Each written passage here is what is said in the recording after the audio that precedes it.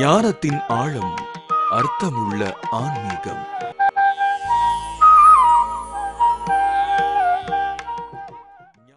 அருட்பெரும் ஜோதி, அருட்பெரும் ஜோதி, தனிப்பெரும் கருணை,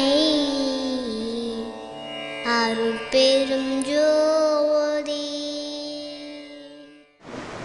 இன்று திரு அருட்பாவும் திருமந்திரமும் என்று ஒரு தலைப்பிலே வள்ளல் பெருமானின் திருவருள் பூட்டி வைத்திருக்கின்றது. மார்க்கம் இந்த ஆன்மாக்களை எல்லாம் பசு பாச தலையிலிருந்து நீக்கி இறைவனை பார்க்கக்கூடிய, நம் தலைவனாகி இறைவனை பார்க்கக்கூடிய ஒரு முயற்சி இருப்பது அந்த சன்மார்க்கத்தில் மட்டும்தான். கல்லாய மனங்களையும் கசிந்து உருகச் செய்து ஞான அனுபூதியில் திளைக்கச் செய்து உணர்வின்றி நினைவின்றி அசையாமல் இருக்கக்கூடிய ஒரு மார்க்கம் எது என்று கேட்டால் சன்மார்க்கம் மட்டும்தான். தான் அவனாய் உரளான சன்மார்க்கமே சன்மார்க்கம் அப்படின்னு திருமூலர் சொல்றார். அதாவது இறைவன் நாமே சிவமாக மாறுவது, தான் சிவமாக மாறக்கூடிய ஒரு மார்க்கம் எது என்று கேட்டால் சன்மார்க்கம். நம்மளுடைய ஐயா சொல்வாங்க, தருநெறியெல்லாம் உள்வாங்கும் சுத்த சன்மார்க்கம் என்று தனிப்பெயர் கொண்டு ஓங்கும் திருநெறி சன்மார்க்க திருநெறி அப்படின்னு சொல்றாங்க. அந்த மாதிரி எல்லா மார்க்கத்தையும் கொண்டு வருவது, எல்லாத்தையும் உள்வாங்கிக் கொள்வது எது என்று கேட்டால் இந்த சன்மார்க்கம் மட்டுமே தான். இந்த சன்மார்க்கம் ஒன்றுதான் சிறந்திடு ஒரு மார்க்கமாக கருதப்படுகின்றது. மரணம், பிணி, மூப்பு இவையெல்லாம் தவிர்க்கக்கூடிய ஒரு மார்க்கம் எது என்று கேட்டால் அந்த சன்மார்க்கத்தில் மட்டும்தான் இருக்கின்றது. இந்த இரண்டு ஞானிகளுமே சன்மார்க்கத்தை பற்றி மிக பெருமையாக பேசுகின்றார்கள். தான் அவனாக கூடிய தவம் செய்யக்கூடிய ஒரு மார்க்கம் என்று சொன்னால் சன்மார்க்கம் மட்டும்தான். அதுபோல சன்மார்க்கம் சாதனம்தான் ஞான நேயம். சன்மார்க்க சாதனம்தான் ஞானத்தை தரக்கூடிய ஒரு மார்க்கம் எது என்று கேட்டால் திருமூலர் சொல்லுகின்றார், அதுதான் ஞான நேயம். பின்மார்க்கம் எல்லாம் பேதியர்க்காக நிற்கக்கூடிய ஒரு மார்க்கம். பேதியர்க்காக நிற்கக்கூடிய ஒரு மார்க்கம் என்ன அப்படின்னு கேட்டால் தீவழி, அவங்கெல்லாம் ஒரு அறிவில்லாத ஒரு மூடர்கள் எல்லாம் செல்லக்கூடிய ஒரு மார்க்கம். அறிவிலிகள் எல்லாம் தீய வழிகளே செல்லக்கூடிய ஒரு மார்க்கம் எல்லாம் பின்மார்க்கம். அவர்களுக்கெல்லாம் பேதைக்காக உள்ள மார்க்கம். துன்மார்க்கம் துரிசு அற்றோர் மார்க்கம் எல்லாம் அவங்கெல்லாம் தான் அவனாக கூடிய ஒரு மார்க்கமா. துன்மார்க்கத்தை எல்லாம் விட்டுட்டு சன்மார்க்கத்தை சார்ந்து தான் அவனாக கூடிய ஒரு மார்க்கம் சன்மார்க்கம். ஐயா சொல்றாங்க, பிறந்த பிறப்பு இதில்தானே நித்திய வாழ்வு பெற்றிடலாம், பேரின்பம் உற்றிடலாம், பிற மரணம் பிணி மூப்பு எல்லாம் வராமல் தவித்திடக்கூடிய ஒரு மார்க்கம் சன்மார்க்கம் அப்படின்னு சொல்றாங்க. அதே போல என் மார்க்கம் இறப்பொழிக்கும் சன்மார்க்கம் ஐயா சொல்றாங்க. திருமூலர் சொல்வார், காலா என்று கனாவிலும், காலா என்ற சொல்ல ஆனது கனாவிலும் இல்லையே என்று திருமூலர் சொல்றார். நம்முடைய ஐயா என்ன சொல்றாங்க தெரியுமா? யமன் எனும் இனி அவன் இலை மகனே மகனே என்று சொல்றார். யமனுங்கிற ஒரு வார்த்தை என்கிட்ட வரவே வராது. நான் அந்த கூற்றையெல்லாம் உதைத்து விட்டேன். கூற்றை உதைத்து எரியக்கூடிய ஒரு மார்க்கம் இந்த சன்மார்க்கத்திலே தான் இருக்கின்றது என்றெல்லாம் வள்ளல் பெருமானவர்கள் அந்த சன்மார்க்கத்தை பற்றி தேகமெல்லாம் சிதையாத வண்ணம் செய்யக்கூடிய ஒரு மார்க்கத்தை பற்றி இரண்டு ஞானிகளுமே பேசுகின்றார்கள். அடுத்து சன்மார்க்கத்தை பார்த்தோம், ரெண்டு பேரும் எதற்காக பிறந்தார்கள் என்று பார்த்தோம். அடுத்தது அவங்க ஜீவ காரணத்தை பற்றி இரண்டு ஞானிகளை என்ன சொல்றாங்க அப்படின்னு நம்ம பார்க்க போறோம். திருமூலர் என்ன சொல்லுகின்றார்? படமாடும் கோயில் பகவர்க்கு ஒன்றியில், நடமாடும் கோயில் நம்பர்க்கு அங்காக. நடமாடும் கோயில் நம்பர்க்கு ஒன்றியல், படமாடும் பகவர்க்கு அக்தாமே அப்படின்னு சொல்றாங்க. நம்ம கோவிலில் போய் அபிஷேகம்லாம் பண்ணுறோம். கோயிலுக்கு போகிறோம், அங்கே இருக்கின்ற இறைவனுக்கெல்லாம் நல்ல அபிஷேகம்லாம் செய்து தூப தீப ஆராதனைகள் எல்லாம் செய்து நெய்வேத்தியெல்லாம் படைத்து மனதார வணங்குகின்றோம். ஆனால் அந்த பூஜையெல்லாம் அந்த இறைவனுக்கு மட்டும்தான் போய் சேருமே தவிர, ஆனால் மக்களுக்கு போய் சேருகின்றதா இறைவனுக்கு நைவேத்தியம் படிச்சிங்கன்னா மக்களுக்கு போய் அந்த இதெல்லாம் சமர்ப்பணம் ஆகின்றதா என்று பார்த்தால் இல்லை என்று தான் சொல்ல வேண்டும். அதனால்தான் திருமூலர் சொல்லுகின்றார், நடமாடும் கோவில் நம்பர்க்கு ஒன்றியில் படமாடும் கோயில் பரமர்க்கு ஆக்தாமே அப்படின்னு சொல்கிறார். ஆனால் நடமாடும் கோயில்களாக விளங்குகின்ற அந்த ஐயா ஜீவகாருண்ய பகுதியில் சொல்லுவாங்க, நடமாடும் கோயிலாக இருக்கக்கூடிய ஜீவ தேகங்கள் எல்லாம் நடைபெறக்கூடிய அந்த ஆலயங்களுக்கு நீங்கள் பசியாற்றுவிக்கின்ற அந்த பணியை செய்தீர்கள் என்று சொன்னால் அந்த ஆலயங்களெல்லாம் விளக்கம் செய்யணுமா. அந்த பசிக்கு ஆகாரம் கொடுத்து அந்த ஜீவ காருண்யத்துடன் நடந்து கொண்டு அந்த ஆலயங்களை எல்லாம் விளக்கம் செய்விக்க வேண்டும் அப்படின்னு ஜீவகாருண்ய பகுதியில் ஐயா சொல்கிறாங்க. அந்த மாதிரி தான் திருமூலரும் என்ன சொல்கிறாங்க, நடமாடும் கோயில் நம்பர்க்கு ஒன்றியல் என்று சொல்லும் பொழுது நடமாடுகின்ற அடியவர்கள் ஏழை எளிய மக்கள் இவர்களுக்கெல்லாம் நீங்கள் பசியாற்றுவித்தல் என்று செய்தீர்கள் என்று சொன்னார், அவர்களுக்கு வேண்டிய உதவிகள் எல்லாம் செய்தீர்கள் என்று சொன்னால் உங்களுக்கு உடனே அந்த பலன் எல்லாம் இறைவனை ஏற்றுக்கொண்டதாக அர்த்தம். ஐயா சொல்வாங்க இல்லைங்களா, உயிருள் யாம் எம்முள் உயிர் இவை உணர்ந்தே உயிர் நலம் பரவுகின்ற உரைத்தமை சிவமே.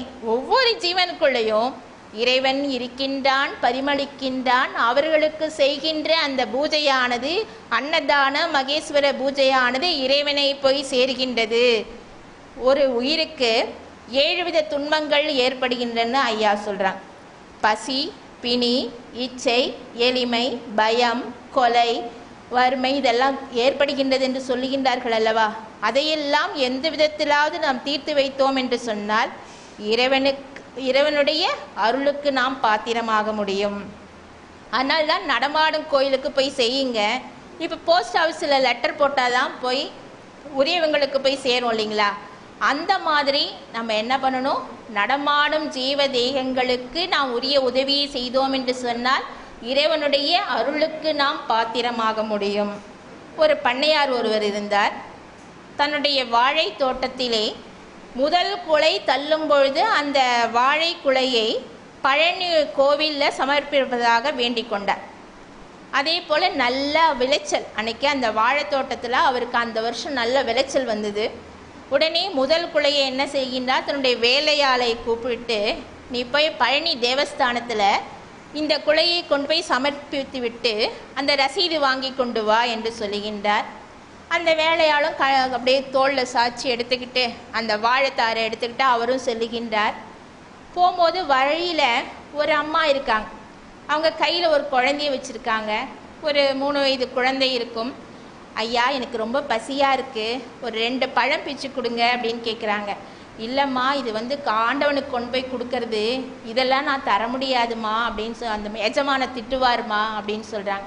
இல்லையா, ஆண்டவனுக்கு செய்கிறதோட என் பிள்ளைய கொஞ்சம் பாருங்கய்யா, 2 நாளாக அவன் பசியாக தவிக்கிறான், இந்த 2 பழம் கொடுத்தீங்கன்னா அவனுக்கு மறுஜென்மம் கொடுத்தா மாதிரி இருக்கும் அப்படின்னு சொல்லி அவங்க வேண்டுறாங்க. அப்போ அவனுக்கு மனசு கேட்கல, இரக்கமான உள்ளம் அந்த வேலையாளுக்கு. உடனே அவர் என்ன பண்ணுகின்றார், ஒரு 3 பழத்தை எல்லாம் பிச்சு கொடுத்து இந்தம்மா சாப்பிடுமா அப்படின்னு சொல்லிட்டு மிச்ச பழத்தை எல்லாம் பழனி தேவஸ்தானத்தில் கொண்டு போய் சமர்ப்பித்து விட்டு அதற்குரிய ரசீதையெல்லாம் எடுத்துக்கொண்டு வருகின்றார். எடுத்துக்கொண்டு அந்த எஜமானிடம் தந்து விடுகின்றார். அன்றைக்கு இரவு இறைவன் அந்த பண்ணையாருடைய கனவிலே தோன்றுகின்றானாம். ஏன்பா, நீ 3 பழம் கொடுத்தமிச்சல்ல, அதுக்கு எனக்கு பத்திரமா சேர்ந்தது அப்படின்னு சொன்னாராம். இவருக்கு என்னாச்சு தெரியுமா, நம்ம ஒரு வாழைத்தாறு அப்படியே வாழைத்தாரை கொடுத்து விட்டோம், ஆனால் அவர் 3 பழம்தான் சேர்ந்தது அப்படின்னு சொல்கிறாரு, என்ன அப்படின்ட்டு அவருக்கு ஒன்றும் புரியல.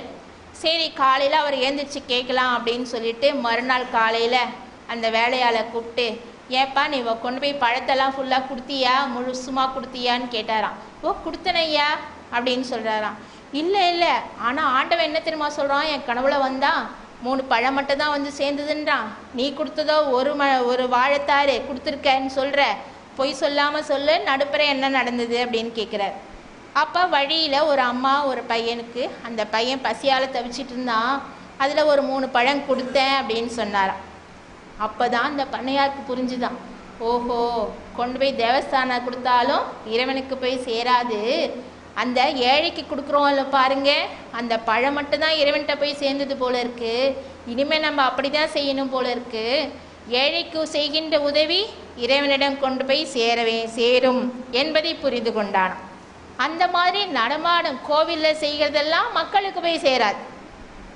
ஆனால் மக்களுக்கு செய்கின்ற அந்த நன்மைகள் உதவிகள் எல்லாம் இறைவன் போய் சேரும். இதையெல்லாம் இறைவன் பார்த்து கொண்டே இருப்பான். நம்முடைய கணக்கிலே, அருள் கணக்கிலே அது ஒரு பதிவாக அமையும். நாம் செய்கின்ற உதவிகள் எல்லாம் ஒரு பதிவாக அமையக்கூடியது அந்த நடமாடும் ஜீவதேகங்களுக்கு செய்வது தான். அது தவிர எல்லா உயிருக்கும். அதனால தான் ஐயா பண்ணாங்க, மனித நேயத்தை தாண்டி ஆன்ம நேயத்துக்கு ஐயா எடுத்துட்டு வந்தாங்க அந்த உதவிகள் எல்லாம். எறும்பு முதல் யானை வரை அத்தனை ஜீவராசிகளிடமும் நாம் ஆன்மநேயம் காட்ட வேண்டும், ஜீவகாருண்யத்தை காட்ட வேண்டும் அப்படின்னு சொன்னாங்க. அடுத்தது ஆர்க்கும் இடுமீன். திருமூலர் சொன்னார், ஆர்க்கும் இடுமீன் அவர் இவர் என்னன்மீன், பார்த்திருந்து உண்மீன் பழம்பொருள் போற்றன்மீன், வேட்கை உடையீர் விரைந்து ஒல்லை உண்ணன்மீன், காகம் கரைந்து காலம் கருதுமினோ அப்படின்னு சொல்கிறார். ஆர்க்கும் இடுமீன் அப்படின்னு சொல்கிறார். இந்த பாருங்க, யாருக்காவது உதவி செய்தீங்கன்னா, பசியாற்றுவித்தல் செய்தீங்கன்னா, இவர் வேண்டியவர், இவர் எனக்கு வேண்டாதவர், இவருக்கு நான் செய்வேன், இவருக்கு செய்ய மாட்டேன், இவரை எனக்கு தெரியும், அவரை எனக்கு தெரியாது, அப்படிலாம் பாகுபாடு பார்க்காதீங்க. ஐயா நம்முடைய வள்ளலார் ஐயா எப்படி இருந்தாங்க? உயிர்கொலையும் புலைப்புசிப்பும் உடையவரெல்லாம் உறவினத்தாரெல்லாம் புறையினத்தார்னு சொன்னாங்க. ஆனால் அவங்களுக்கு என்ன பண்ண சொல்கிறாங்க? பசித்தவித்தல் மாத்திரமே புரிக. ஆனால் அப்படிப்பட்டவங்களுக்கு கூட பசின்னு வந்து சொன்னால் பசிக்கு சாப்பாடு போட்டுடையா. அந்த கருணை, இந்த தாய் அன்பை எடுத்து ஐயா சொல்கிறான். இந்த பசியோடு இருக்கிறவங்களுக்கு ஜாதி பார்க்காது, தேசம் எந்த தேசத்தை சேர்ந்தவங்கன்னு பார்க்காது, செய்கை என்ன செய்கை பண்ணுறாங்கன்னு பார்க்காது, எந்த ஒழுக்கத்தில் இருக்காங்கன்னு பார்க்காது. எல்லா ஜீவர்களுக்கும் கடவுள் விளக்கம் பொதுவாக இருப்பதை உணர்ந்து கொண்டு அவரவர்களுக்கு தகுந்த மாதிரி பசியாற்றுவித்தல் வேண்டும் அப்படின்னு சொல்கிறாங்க. யாருக்கும், யாராக இருந்தாலும் யாருக்கும் இடுமீன் அவர் இவர்ன்னு பார்க்காத, இவங்க பெரியவங்க இவங்க சிறியவங்கன்னு பார்க்காத, எல்லாருக்கும் நடுநிலைமையாக ஏற்றுக்கொள்ள வேண்டும் அப்படின்னு திருமூலர் சொல்கிறார். நம்முடைய ஐயாவும் அதான் சொல்கிறாங்க. பார்த்திருந்து உண்மை, அதாவது யாராச்சும் வராங்களா, நம்ம சாப்பிடும்போது நம்ம மட்டும் சாப்பிடக்கூடாது, அடுத்தவங்க வராங்களா அவங்களுக்கு கொடுத்துட்டு நம்ம சாப்பிட்ணும். பார்த்திருந்து செல்விருந்து ஓம்பி வருவிருந்து பார்க்க வேண்டும். அந்த மாதிரி யாராச்சும் வராங்களா அப்படின்னு பார்த்து நம்ம அந்த பசியாற்றுதல் நிகழ்ச்சியை நம்ம பார்த்திருந்து உண்மை. பழம்பொருள் போற்றன்மீன் அப்படின்னு சொல்கிறாங்க. நம்ம என்ன பண்ணுவோம்? மிச்சம் இருந்ததுன்னா ஃப்ரிட்ஜில் வச்சு அதை பத்திரமா எடுத்து வச்சு அடுத்த வேலைக்கு சாப்பிட்லாம் அப்படின்னு நம்ம பார்த்துட்ருப்போம். ஒரு பேச்சாளர் பேசினார். என்ன தெரியுமா? 3 பெட்டியை பற்றி சொன்னார். டிவிங்கிறது ஒரு இடியட் பாக்ஸ் அப்படின்னார். ஸோ டிவிங்கிறது அதை பார்த்து சீரியலை பார்த்து அப்படியே நம்முடைய அறிவெல்லாம் வழங்கி அந்த டிவியை பார்க்குறீங்க, அது ஒரு இடியட் பாக்ஸு. வாஷிங் மிஷின் வீட்டில் வச்சுருக்கீங்க, அது ஒரு சோம்பேறி பெட்டி. இது முட்டாளர்களோட பெட்டி. வாஷிங் மிஷின் ஒரு சோம்பேறி பெட்டி. இப்போலாம் அந்த காலத்துலலாம் என்ன பண்ணாங்க? உட்காந்து துவைச்சிட்டு இருந்தாங்க. அப்போ உடம்பு நல்லா தான் இருந்தது. இப்போ என்ன ஆகுது? வாஷிங் மிஷினில் போட்டு நமக்கு உடல் அசைவே இல்லாமல் இல்லாத போகிற வர வியாதியெல்லாம் நம்ம இழுத்துக்கிறோம் இல்லைங்களா? அந்த மாதிரி அது சோம்பேறி பெட்டி அப்படின்ட்டார். அடுத்தது சவப்பெட்டின்னு எதை தெரியுமா சொன்னார்? ஃப்ரிட்ஜை பற்றி சொன்னார். இந்த ஃப்ரிட்ஜி என்ன தெரியுமா? நம்ம எல்லாத்தையும் எடுத்து வச்சு ஃப்ரிட்ஜில் போட்டு அடுத்த நாள்னு நம்ம சாப்பிட்றோமே, அதில் எல்லா கிருமிகளும் உண்டாகுது. அது சீக்கிரம் இறைவனை அழைச்சிட்டு வந்துடும். இறைவன் யமன் என்ன பண்ணுறானா? எருமை மாட்டு மேலே மெதுவாக தான் வரானா. ஆனால் நம்ம என்ன பண்ணுறோம்? வா சீக்கிரவான்னு சொல்லி நம்மளே அழைச்சிக்கிறோமா. அந்த மாதிரி ஒருத்தர் பேசினாங்க. அந்த மாதிரி இதையெல்லாம் பழம்பொருள் போற்றன்மை. நம்ம என்ன சாப்பிட்றோமோ அதை மற்றவங்களுக்கு கொடுத்து அதை பசியாற்றுதல் நிகழ்ச்சியை நம்ம அந்த அறத்தையெல்லாம் மேற்கொள்ள வேண்டும் அப்படின்னு சொல்கிறாங்க. அதே சமயம் சாப்பிடும் போது அவசரமாக சாப்பிடக்கூடாதான். வேட்கை உடையீர் விரைந்து ஒல்லை உண்ணன் மீன். சாப்பிடாதீங்க, அவசர அவசரமாக சாப்பிடக்கூடாது. காகம் காகம் கரைந்து உண்ணும் காலம் கருதுமினோ அப்படின்னு சொல்ல. காகம் என்ன பண்ணும், தன்னுடைய கூட்டத்தெல்லாம் கூப்பிட்டுட்டு வந்து தான் அது சாப்பிடும். நம்ம சாப்பாடு வச்சோன்னா அது நல்லா கத்திட்டு எல்லாம் சேர்ந்து தான் அது சாப்பிடும். அந்த மாதிரி அந்த காகத்துக்கு அந்த ஒரு எடுத்துக்காட்டாக நாம் எடுத்துக்கொண்டு அந்த நிலையை நாம் பின்பற்ற வேண்டும் அப்படின்னு சொல்கிறார். இந்த ஜீவகாரணத்தை பற்றி 2 மகான்களும் அவ்வளோ அழகாக சொல்கிறாங்க. யாருக்கு இப்போ நம்ம பசியாற்றுவிக்க வேணும் அப்படிலாம் அழகாக எடுத்து சொல்கிறாங்க. அகரம் 1000 செய்து முடிக்கில், என் சிகரம் 1000 செய்து முடிக்கில். அகரம் 1000 அந்தனர்க்கு ஒன்றியில், என் சிகரம் 1000 செய்து முடிக்கில். பகரும் ஞானிக்கு பகனூன் பலத்துக்கு நிகரில்லை என்பது நிச்சயம்தானேன்னு திருமூலர் சொல்கிறார்.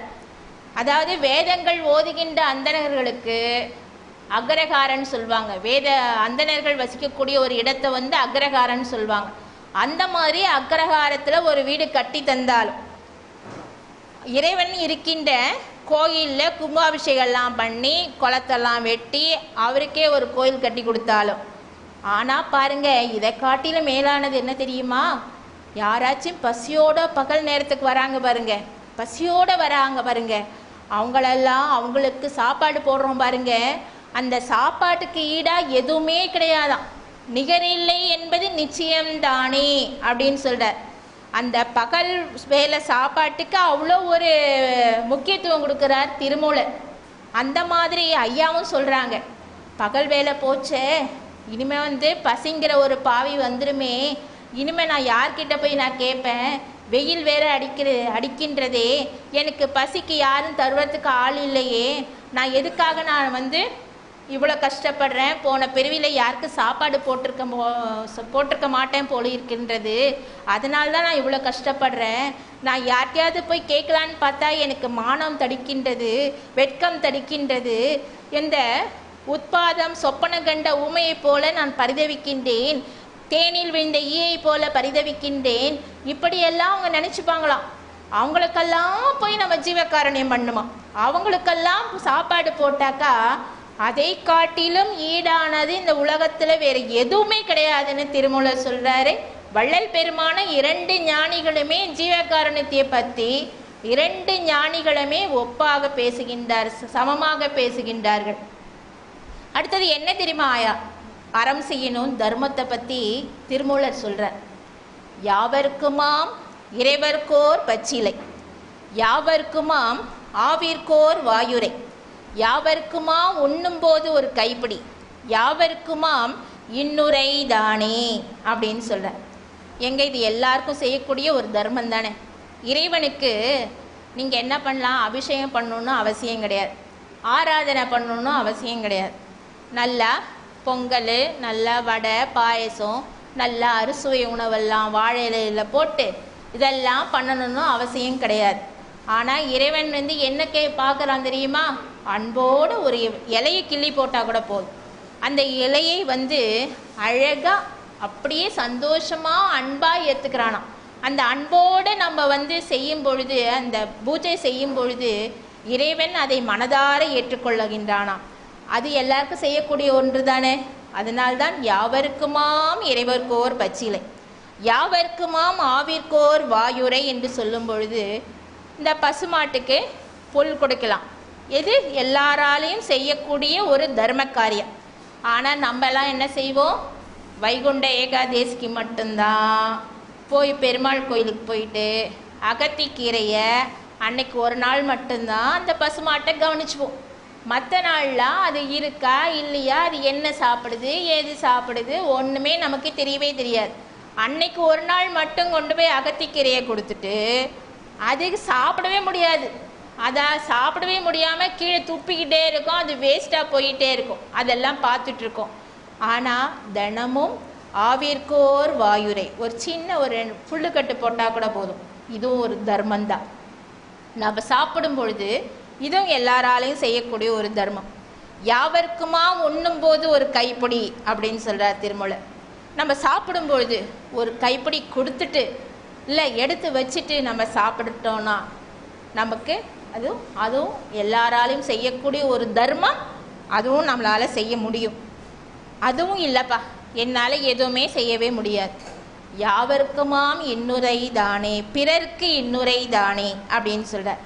எல்லாருக்கும் அட்லீஸ்ட் ஏன்பா உனக்கு இறைவனுக்கு ஒரு பச்சிலை சாத்து, உன்னால் அதுவும் முடியலையா, பசுமாட்டுக்கு ஒரு புல்லுக்கட்டை போடு, அதுவும் முடியலையா, உண்ணும்போது ஒரு கைப்பிடினாலும் கொடு, அதுவும் முடியலையா, என்ன பண்ணு, அட்லீஸ்ட் நல்ல வார்த்தை பேசியா, நல்லா அப்படியே மற்றவங்களுடைய அப்படியே மனசு குளிர்ற மாதிரி இனிய உளவாக இன்னாத கூறல் கனி இருப்ப காய் கவர்ந்தற்றுன்னு திருவள்ளுவர் சொல்லுவார் இல்லையா. நிறைய தட்டு நிறையா பழத்தை விட்டு வச்சுருக்காங்க, காயை ஒரு தட்டில் வச்சுருக்காங்க. நீங்கள் ஓடி போய் காய் எடுப்பீங்களா பழத்தை எடுப்பீங்களா? அந்த மாதிரி பழத்தை தான் நம்ம எடுப்போம். அந்த மாதிரி நல்லா சொல்லி இருக்க, ஆனால் நம்ம கடினத்தன்மையாக காய் மாதிரி, அதான் ஒரு பாடல்ல ஐயா சொல்லுவாங்க, வன் சொல்லன்றி வாய் திறப்பறியீர், வாய்மையும் தூய்மையும் காய்மையில் காய்ந்தீர். நீங்கள் எல்லாம் வினை மூட்டையெல்லாம் கூட்டிக் கொண்டு மூட்டையை கட்டி கொண்டு மண்மார்க்க சொல்லுகின்ற மார்க்கத்தை விட்டு துன்மார்க்கத்தில் நடை பயிலுகின்றீர்கள். தெய்வமணி மாலையில் ஐயா சொல்லுவாங்க, உலகில் சீ என்று பேய் என்று நாய் என்று பிறதம்மை தீங்கு சொல்லாத தெளிவு. ஒருத்தரை பார்த்துட்டு சீப்போ அவனுக்கு வேறு வேலையே கிடையாது, அப்படியே முகத்தை அப்படியே சிடுன்ட்டு அப்படியே பேய் நாய் சொல்லத்தகாத வார்த்தைகளெல்லாம் நம்ம சொல்லவே கூடாது. நல்ல வார்த்தை, நல்ல இன்னுரை தானே.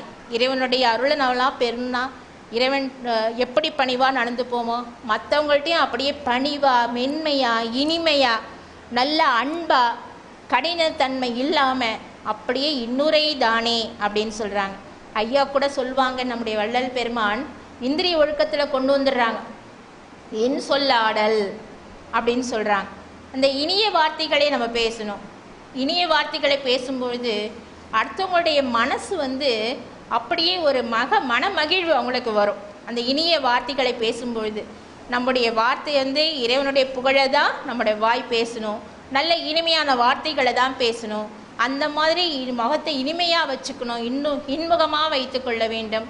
இதையெல்லாம் நல்ல அறங்களாக திருமூலரும் சொல்லுகின்றார்கள், நம்முடைய வள்ளல் பெருமானும் சொல்லுகின்றார்கள். அடுத்தது என்ன சொல்கிறாங்க ரெண்டு பேரும், அன்பும் திருமூலர் சொல்லுகின்றார் திருமந்திரத்திலே, அன்பும் சிவமும் இரண்டென்பார் அறிவிலார், அன்பே சிவமாவது யாரும் மறுகிலார், அன்பே சிவமாவது அறிந்த பின் அன்பே சிவமாய் அமர்ந்திருந்தார் அப்படின்னு சொல்கிறாங்க. அன்பும் சிவமும் ரெண்டும் ஒன்று தான் அப்படின்னு தெரிஞ்சிக்காதவங்க அறிவிலிகள். அன்பே சிவமாது யாரும் சிவமாது பற்றி யாரும் தெரிஞ்சிக்கல, ஆனால் தெரிந்து கொண்ட பின்பு அன்பே சிவமாய் அமர்ந்திருந்தாரே அப்படின்னு சொல்கிறாங்க. அதாவது அந்த அன்பு சிவமும் எப்படி தெரியுங்களா, சர்க்கரையும் இனிப்பு போல, ஒரு மணியும் ஒளியும் போல. மணியிலேருந்து நாதம் வருகின்றது, அடிக்கும்போது நாதம் வருகின்றது, அதை பிரிக்க முடியுமா? பிரிக்க முடியாது. சர்க்கரையும் இனிப்பு போல, சர்க்கரையிலிருந்து இனிப்பு கரும்பும் அதன் சுவையும் போல எப்படி இனிமையாக இருக்கின்றதோ அதே போல இந்த அன்பும் சிவமும் ஒன்றாக பரிமளிக்கின்றதாம். அந்த அன்பே சிவமாக மாறுகின்ற ஒரு தன்மை. இந்த நம்ம அன்பாக இருக்கும் பொழுது சிவமாகிய தன்மையை நாம் பெறுகின்றோம். நம்முடைய ஐயா சொல்லுவாங்க இல்லைங்களா, அன்பென்னும் பிடியுள் அகப்படும் மல்லையே, அன்பென்னும் பிடியுள் அகப்படும் மல்லையே, அன்பென்னும் கூட்டில் போகும் அரசே, அன்பென்னும் பிடியுள் அகப்படும் மலையே, அன்பென்னும் வலைகோட் படுபரம் பொருளே, அன்பெனும் கரத்தமர் அமுதே, அன்பெனும் கடத்துள் அடங்கிடும் கடலே, அன்பெனும் கடத்துள் அடங்கிடும் கடலே, அன்பெனும் உயிரொளி அறிவே அன்பெனும் பிடியுள் அகப்படும் மலையே அன்பெனும் அணுவுள் அமைந்த பேரொளியே அன்புருவாம் பர சிவமே அன்பெனும் அணுவுள் அமைந்த பேரொளியே அன்புருவாம் பர சிவமே அன்பெனும் பிடியுள் அகப்படும் மலையே. அந்த அன்பு என்னும் பிடிக்குள்ளே நாம் அன்பு காட்டினால் எவ்வளோ பெரிய மலையாக இருந்தாலும் அந்த அன்பெனும் கைப்பிடிக்குள் இறைவன் வந்து விடுகின்றானாம். அன்பெனும் குடில் புகும் அரசே என்று சொல்லும் பொழுது யாரெல்லாம் அன்பான உள்ளத்திலே அன்பு கொண்டிருக்கின்றார்களோ அவருடைய உள்ளத்திலே இறைவன் வந்து குடிக்கொள்கின்றானாம். ஒரு சமயம் கிருஷ்ணன் வந்து சகாதேவனை கேட்கின்றார், என்னை உன்னால் கட்ட முடியுமா என்று கேட்கின்றார். ஓ கட்டுறனே அப்படின்னு சொல்கிறார். என்னை வந்து உன்னால் கட்ட முடியாது அப்படின்னு சொல்கிறார் சகாதேவன்ட்டு கிருஷ்ணர். உடனே அவர் என்ன பண்ணுகின்றார், என்னால் உன்னை அன்பினால் கட்டி போட முடியும் என்று சொல்லுகின்றார் சகாதேவன். இவர் உடனே என்ன பண்ணுறாரா, அப்படியே 10 உருவமாக எடுத்துகிட்டு எங்கே பார்த்தாலும் கிருஷ்ணராகவே இருக்காராம். அப்படி கிருஷ்ணராகவே இருக்கும் பொழுது இவர் என்ன பண்ணுறாரா, உடனே சட்டுன்னு ஒரு இடத்துல உட்காந்து தியானம் பண்ண ஆரம்பிச்சுறார் சகாதேவன். மகாபாரதத்திலே தியானம் பண்ண ஆரம்பிக்கும் பொழுது அந்த கிருஷ்ணன் மறைந்து அந்த உள்ளத்திலே வந்து மாட்டிக்கொள்கின்றாராம். இப்பொழுது சகாதேவனுடைய உள்ளத்திலே இறைவன் குடிக்கொண்டு விட்டான். உடனே கிருஷ்ணர் என்ன பண்ணுறாரா, சகாதேவா உன்னுடைய அன்பை நான் புரிஞ்சிட்டேன், என்னை நீ விட்டுடு, என்னை கட்டி போடாத, விடுன்னு சொல்கிறாராம். பத்தியா, அன்புனால எல்லாமே கட்டி போட முடியும். இப்போ நீ என்கிட்ட வந்து மாட்டிக்கிட்ட, உன்னை நான் விடமாட்டேன். என்னுடைய மகாபாரத போரிலே எனக்கு நீ துணையாக இருக்க வேண்டும் என்று நான் உன்னிடம் வரம் கேட்கின்றேன். அந்த வரத்தை நீ கொடுத்தாய் என்று சொன்னால் உன்னை நான் அவிழ்த்து விடுகின்றேன் என்று சொன்னான். அந்த மாதிரி அன்பினால இறைவனை வந்து கட்டி போட முடியும். அன்போடு யாரெல்லாம் இருக்கின்றார்களோ அவருடைய உள்ளத்திலே இறைவன் வருகின்றானாம். அந்த உள்ளத்திலே இறைவன் இருக்கின்றான். யாரெல்லாம் அன்பாக இருக்கின்றோரோ அவருடைய அன்பெனும் பக்தி வலை உட்படுகின்ற தெய்வமாக இறைவன் விளங்குகின்றானாம். அவனுடைய கரத்திலே அமுதாக இறைவன் இருக்கின்றானாம். அடுத்தது அந்த கடத்துளே கடலாக இறைவன் இருக்கின்றானாம். இந்த அணுவில் அமைந்த பேரொளி, அந்த அணு இருக்க அணுவானது எவ்வளவு சிறியதாக இருக்கின்றது, அந்த அணுவிலும் இருக்கின்ற ஒரு பேரொளியாக இறைவன் இருக்கின்றானா. அவ்வளோ பெருசா அன்பு. அன்புக்கு நிகராக எதுவுமே சொல்ல முடியாது. அந்த நம்முடைய உடம்பெல்லாம் விறகா எரிச்சாலும் சரி, நம்முடைய தசையெல்லாம் வெட்டி போட்டு பொன் போல வறுத்து அவனுக்கு வந்து சமர்ப்பித்தாலும் சரி, ஆனால் அன்பினால் மனமுருகி அகங்குழைய வல்லாருக்கு இந்த மணியாக விளங்குகின்ற இறைவனை அன்பு இல்லாதவங்களுக்கு பார்க்கவே முடியாது. அன்போடு இருக்கின்றவர்களுக்கு மட்டும்தான் இறைவனை நாம் பார்க்க முடியும். ஐயா சொல்லுவாங்க இல்லைங்களா, நம்முடைய பொறுமதியிலே 6 பட்டை பொருந்திய மணி இருக்கின்றது, அதுக்கு சுப்பிரமணியம் அப்படின்லாம் சொல்லுவாங்க. அந்த மணியெல்லாம் நம்ம பார்க்கணும் அப்படின்னு சொல்லும் பொழுது நம்முடைய உணர்வுகள் மாறணும், உள்ளத்தில் அன்பு சுரக்கணும். அந்த அன்பு ஊட்டெடுக்க இறைவனை நாம் நோக்கி நடைபோடுவோம். நாம் ஒரு அடி வைத்தால் இறைவன் நம்மை நோக்கி 10 அடி எடுத்து வைக்கிறான். அந்த மாதிரி இந்த அன்புக்கு ஈக்குவலாக வேறு எதுவுமே சொல்லவே முடியாது. 2 ஞானிகளுமே அன்பை பற்றி அழகாக 2 பேரும் சொல்லுவாங்க. அன்புதான் சிவம் என்பதை உணர்ந்திடுக என்று அறிவித்த குருவே என்று வள்ளல் பெருமான் ஒரு பாடலிலே சொல்லுகின்றார். எனவே இந்த அன்புதான் சிவமாக மாறக்கூடிய ஒரு தன்மையை பெறக்கூடியது இந்த அன்பு தான். இந்த அன்புங்கிற உணர்வுக்கு எதுவுமே நம்ம சமமாக சொல்லவே முடியாது. 2 ஞானிகளும் அன்புனால தான் இறைவன் அடைஞ்சான். அந்த பெருமான் வந்து அழுதால் உனை பெறலாமேன்னு மாணிக்க வாசகர் சொன்னார். நம்முடைய வள்ளல் பெருமானும் இவர்களெல்லாம் அழுது அடி தொழுது அன்பினால் மனம் உருகி பெருமான் ஒரு பாடலில் சொல்லுவாங்க இல்லைங்களா, நினைந்து உணர்ந்து நெகிழ்ந்து அன்பே நிறைந்து அந்த நிறைந்து அந்த அன்பு நிறைய நிறைய நிறைய அப்போ இறைவன் வந்து நம்மை வணைந்து கொள்வான். அப்படியே இந்த 2 ஞானிகளுமே அன்பை பற்றி நன்றாக பேசுகின்றார்கள். அடுத்தது உடம்பை பற்றி என்ன சொல்கிறாங்க 2 ஞானிகளும் அப்படின்னு சொல்லும் பொழுது, உடம்பார் அழியின் உயிரார் அழிவர், திடம்பட மெய்ஞானம் சேரவும் மாட்டார், உடம்பை வளர்க்கும் உபாயம் அறிந்தே உடம்பை வளர்த்தேன் உயிர் வளர்த்தேனே என்று சொல்லுவார் திருமூலர். அந்த மாதிரி பெருமானே என்ன சொல்கிறாங்க, இந்த உடம்பு அழிஞ்சிடுச்சுன்னா உயிரும் போயிடுங்க. இந்த உடம்பை வந்து தேகத்தை பொன் போல பாதுகாத்து வர வேண்டும்னு ஐயா சொல்கிறாங்க. எவ்வளோ அலட்சியம் பண்ணக்கூடாது. இந்த உடம்பு கிடைக்கிறது லேசில் கிடைக்காது. ஐயா சொல்கிறாங்க ஜீவகாரணி ஒழுக்கத்தில், இந்த மனித தேகம் என்பது லேசில் கிடைக்காது. எடுக்கக்கூடிய உயர்ந்த எல்லா தேகத்தை காட்டிலும் உயர்ந்த தேகம் இந்த மனித தேகம். மீளுவது, இந்த தேகத்தை விட்டோன்னா மீளுவது கடினம். எனவே இந்த மனித தேகத்திலே தான் அன்பு, ஆன்ம விளக்கம், அருள் விளக்கம், எல்லா விளக்கமும் இந்த மனித தேகத்திலே தான் இருக்கின்றது. எனவே இந்த மனித தேகத்தை நாம் விட்டுவிடக்கூடாது அப்படின்னு ஐயா சொல்கிறாங்க. அதனால தான் இந்த உடம்பு சுவரை வச்சு தான் சித்திரம் எழுத முடியும். அதுபோல எல்லா ஞானிகளும் என்ன சொன்னாங்க, காயமே இது பொய்யடா வெறும் காற்றடைத்த பையடா அப்படின்னு சொன்னாங்க. ஆனால் நம்மளோட ஐயா என்ன சொல்கிறாங்க, இந்த உடம்பை தக்க வைத்து கொள்ள முடியும், தக்க வைத்து கொண்டு இந்த காற்றுள்ள போதே தூற்றிக்கொள்ள முடியும். இந்த உடம்பை வந்து உயிர் வந்து இந்த உடம்பை விட்டு போகாமல் நம்மளால் பாதுகாத்து கொள்ள முடியும். அந்த உடம்பு போயிடுச்சுன்னா உயிரும் போயிடும். அதனால இந்த உடம்பிலே இருக்கும்பொழுது கிடைக்கின்ற இந்த மெய்ஞானமும் நம்மளை விட்டு போயிடும். அதனால்தான் உடம்பை வளர்க்கும் உபாயம் அறிந்தே உடம்பை வளர்த்தேன் உயிர் வளர்த்தேன். ஐயா சொல்லியிருக்காங்க இல்லைங்களா, எப்படியெல்லாம் உடம்பை பாதுகாக்கணும்.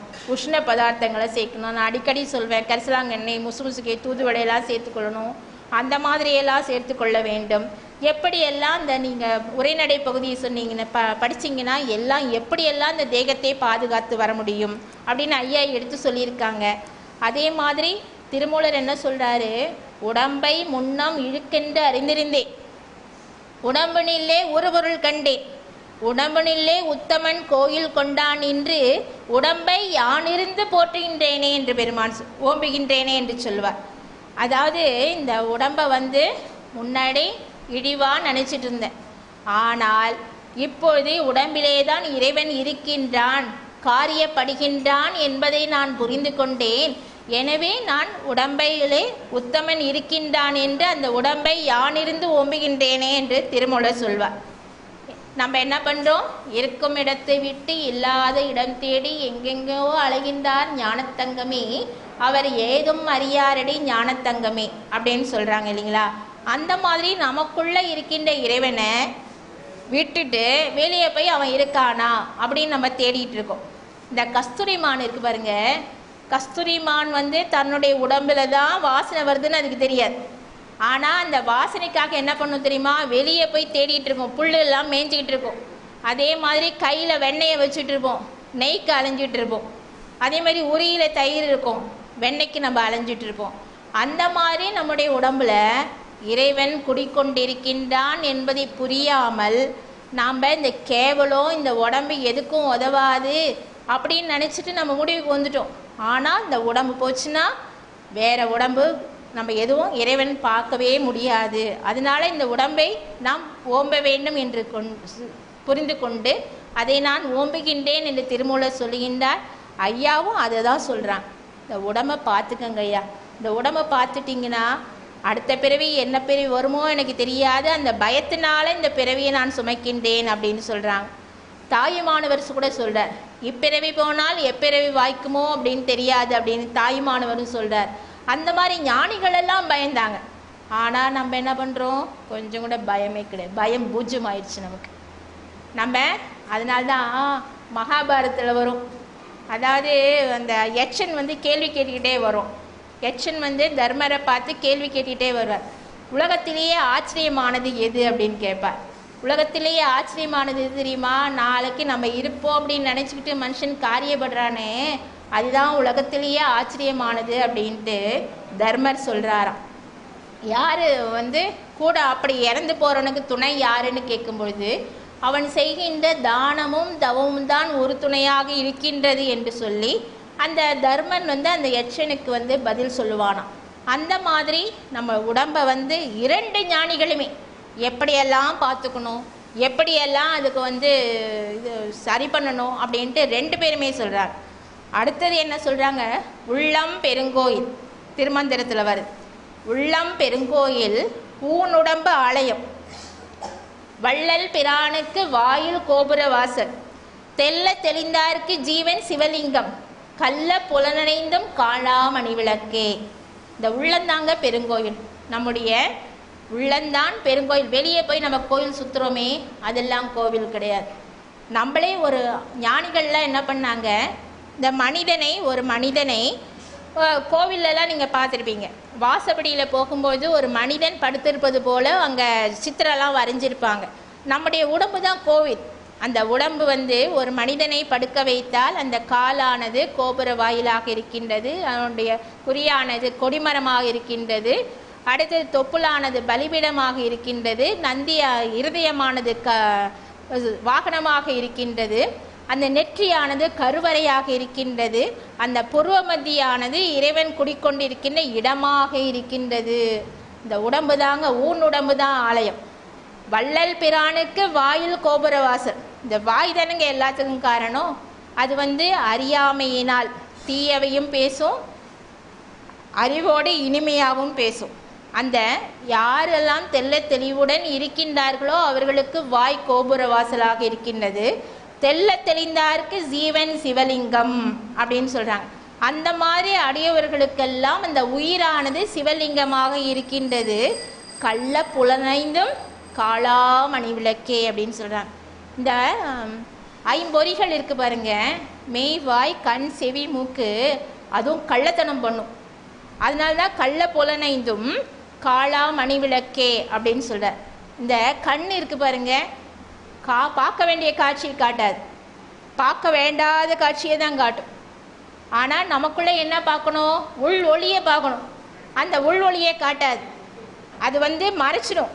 அந்த ஊன நாடக காட்சி தான் நம்ம பார்த்துட்ருப்போம், டிவி பார்த்துட்ருப்போம், மற்ற காட்சிகள் எல்லாம் பராக்கு பார்த்துட்ருப்போம்.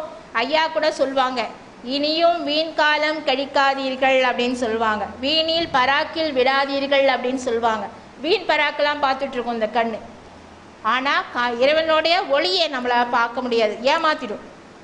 அடுத்தது இந்த மூக்கு இருக்குது பாருங்க, சுகந்தம். அதாவது இறைவன் நம்ம தியானம் செய்யும் பொழுது நம்முடைய மேனியிலிருந்து ஒரு மலர் மனம் வீசும், கற்பூர வாசனை வீசும். ஆனால் அந்த வாசனையை நமக்கு கொடுக்காது, வேறு எண்ணத்தையோ கொடுக்கும், அதுவும் ஏமாத்திடும். அடுத்தது இந்த வாய் இருக்குது பாருங்க, நல்லா அதில் வந்து அமுதம் ஊறும். அந்த உச்சிக்கு நேரே உண்ணாக்குக்கு மேலே அண்ணாக்குக்கு மேலேன்னு சொல்லுவாங்களே, அமுதம் தியானம் செய்கின்ற போது அமுதம் ஊறுகின்ற அந்த நிலையை அது சுவைச்சு பார்க்காது, அதுவும் ஏமாத்திடும்.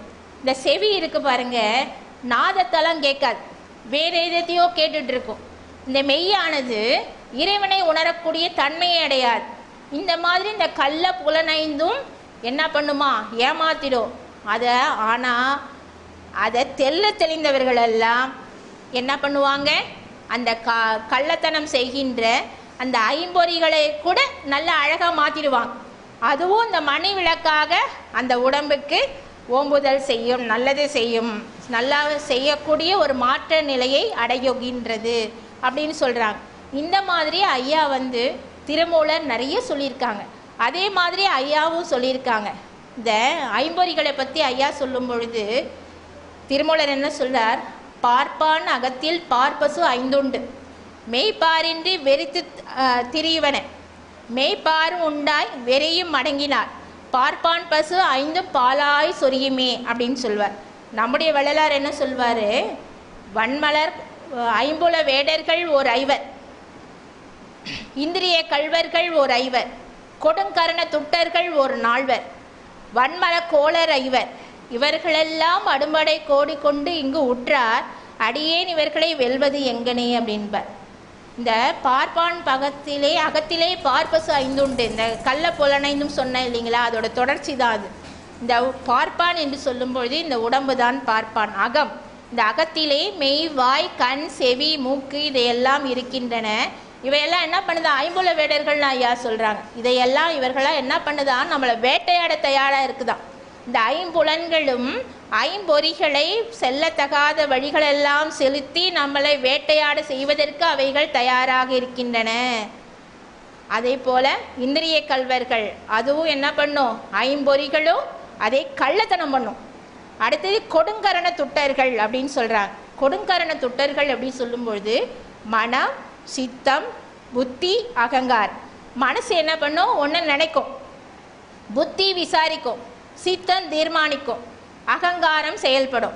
இந்த நாலு என்ன பண்ணுமா? ஒரு மனுஷனை எப்படியெல்லாம் மனம் போன போக்கெல்லாம் போக வேண்டாம் அப்படின்னு சொன்னாங்க. இந்த மனசுக்கு என்ன தெரியுமா? ஒரு ஆசை இருக்குங்க.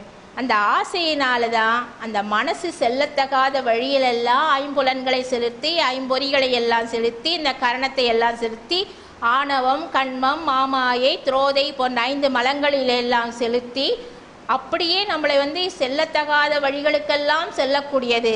அதான் இவர் திருமூலர் என்ன சொல்வார்? மேய்ப்பாரும் உண்டாய் வெறியும் அடங்கினார், பார்ப்பான் பசு 5ம் பாலாய் சொரியுமே அப்படின்னு சொல்கிறார். அந்த மாதிரி இந்த மலங்களையும் பொறிகளையும் புலன்களையும் கரணங்களையும் இழுத்து பிடிச்சி கட்டி கட்டுக்கரங்கா மனப்பரியை கட்டுமிடத்தை கட்டுவித்து மட்டுக்கடங்கா ஆங்கார மதமா அடங்கா அடக்குவித்தே 8 கிசைந்த 2 மென இசைவித்தெல்லாம் இன்னமுதம் அட்டு கொடுத்தே அருந்துகின்றோய் அடியேன் ஒன்றன் அடைக்கலுமேன்னு ஐயா சொல்லுவாங்க.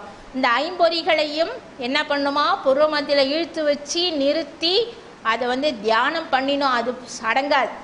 ஆனால் நம்ம தான் என்ன பண்ணணும்? அதை நல்லா அடக்கி கொண்டு அந்த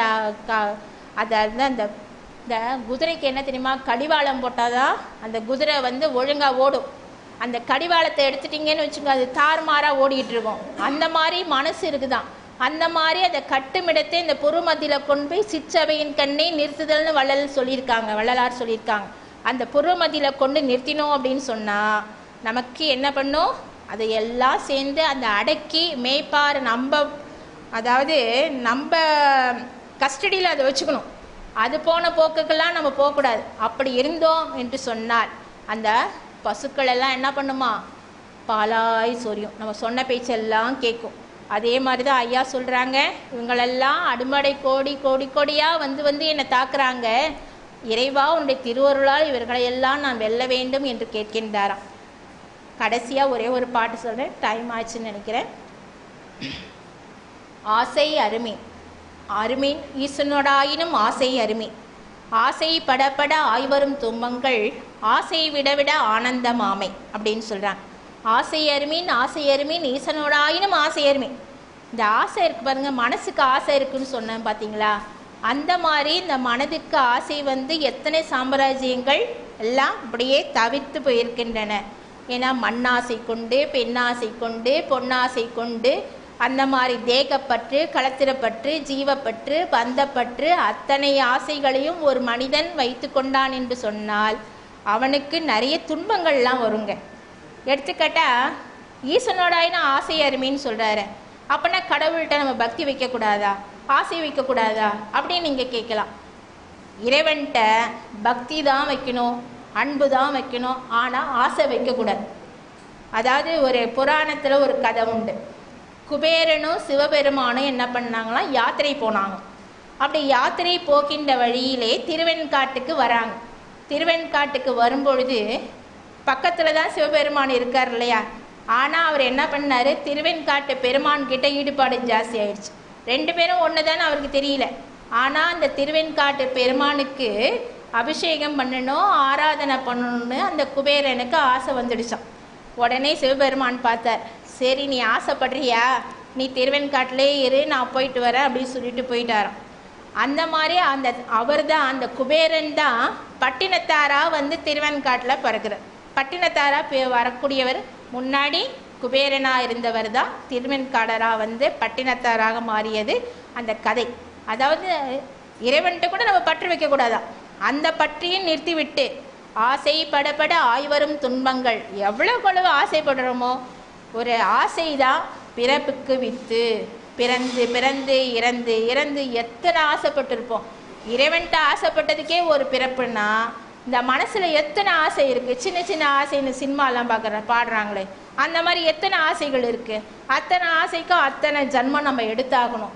எனவே இந்த ஆசைகளெல்லாம் நம்ம விட்டுட்டோம் அப்படின்னு சொல்லும்பொழுது இறைவனுடைய அருளை நாம் பெற முடியும். ஐயா சொல்கிறாங்க இல்லைங்களா, பற்றுகள் அனைத்தையும் பற்றறவிட்டு அருள் அம்பல பற்றையே பற்றுங்கள் என்றும் இறைவீரே அப்படின்னு சொல்கிறார். நம்ம என்ன பண்ணணும், அம்பலத்திலே நலம் புரிகின்ற இறைவனுடைய அந்த திருநடத்தை பற்றி கொண்டோம் என்று சொன்னால் நாம் என்றும் இறக்காத ஒரு நிலையை நாம் அடைவோம். அந்த இறைவனுடைய அந்த நினைவை சிந்தனை செய்தோம் என்று சொன்னால் இந்த ஊனும் அழியாது, இந்த உடலும் அழியாது. என் தகு சிற்றம்பலத்தே எந்தை அருளை அடையுமின்கள் இரவா வரம் பெறலாம் இன்புறலாமே என்று ஐயா சொல்லியிருக்காங்க. அந்த மாதிரி ரெண்டு ஞானிகளுமே, ரெண்டு பேருமே ஜீவகாண்டத்தை பற்றி சொல்லியிருக்காங்க, என்ன அர்த்தம் பண்ணணும் சொல்லியிருக்காங்க. இன்னும் நிறையா இருக்குது. அது பெரிய கடல். திருமந்திரத்தையும் திருவருட்பாவையும் இன்னைக்குள்ள கம்பேரிசன் பண்ணவே முடியாது. நான் சும்மா ஒரு துரும்பு கூட கிடையாது. ஆனால் நான் அடியேனும் வந்திருக்கேன்னா அது இறைவனுடைய கிருபை அப்படின்னு நினைக்கிறேன். அதே மாதிரி தன்னை அறிந்து கொள்ளணும். தன்னை அறிய, அதாவது தன்னை அறிய தனக்கோர் கெடி இல்லை, தன்னை அறியாமல் தானே கெடுக்கின்றான், தன்னை அறியும் அறிவை அறிந்த பின் தன்னைத்தானே அர்ச்சித்திருந்தானே. இந்த ஐம்புலன்களாம் வென்றுட்டோம் அப்படின்னு வச்சுக்கோங்களேன். முதல்ல அன்பு தான் சிவம் அப்படின்னு பார்த்தோம். அடுத்தது இந்த புலன்களெல்லாம் எப்படி வெல்றதுன்னு பார்த்தோம். அடுத்தது தன்னை அறிதலுக்கு நம்ம வரணும்.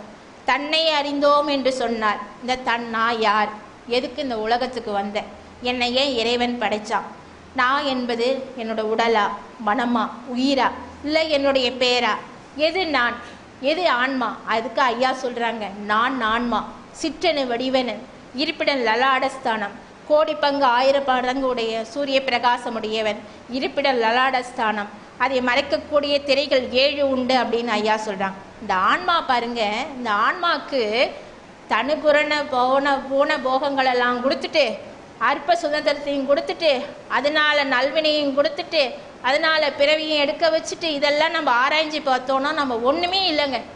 இதெல்லாம் நம்ம தீர்ந்த விசாரிச்சிட்டோன்னா நமக்குள்ளேயே ஆய்வு பண்ணணும், நமக்குள்ளேயே சத்விசாரம் பண்ணணும்.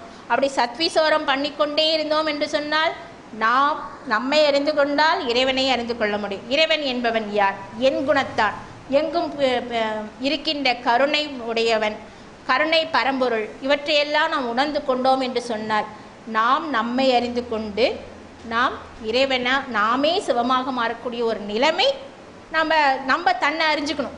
தன்னை அறிய தனக்கோர் கேடு இல்லை, தன்னை அறியும் அறிவை அறிந்து கொண்ட பின்பு தன்னைத்தானே அச்சிந்தானே.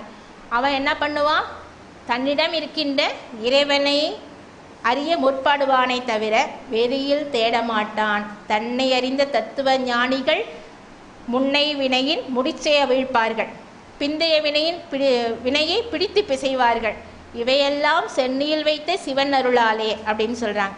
அந்த மாதிரி இந்த தன்னேர்ந்த தத்துவ ஞானிகள்னால என்ன தெரியுமா பண்ண முடியும், போன வினையும் அழிச்சிக்க முடியும், அந்த பிடித்து பிசைய முடியும், அந்த முடிச்சு அவிழ்க்க முடியும், நிகழ்வினையும் வராமல் பார்த்துக்க முடியும், வருகின்ற எதிர்வினையும் வராமல் பார்த்துக்க முடியும். இதெல்லாம் எதனால சாத்தியன்றீங்க, சிவன் அருளாலே, சிவன் மீது வைத்தின்ற சித்தத்தினாலே இதெல்லாம் சாத்தியம் என்று சொல்லி நேர்வம் இன்மை கருதி இத்துடன் இன்னொரு சமயம் நிறைய இருக்குது. திருமந்திரமும் ஐயாவோட திருவருட்பாவும் இதையே, அதாவது வள்ளல் பெருமான் திருமந்திரத்தை நிறைய எடுத்து சொல்லியிருக்காங்க.